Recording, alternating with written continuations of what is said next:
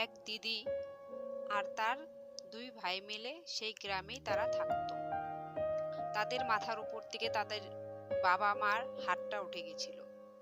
তারা দিন হলে বাড়িতে থাকতো, রাত হলে পাশের বাড়িতে যেয়ে ঘুমাতো। এরকম করেই তাদের জীবন চলছিল।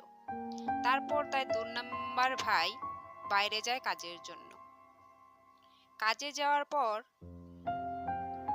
সেই বোন আর ছোট্ট ভাইটাই বাড়িতে থাকতো। এইভাবেই তাদের জীবন চলছিল। হঠাৎ করে সেই মেয়েটার জীবনেও অশান্তি চলে আসে।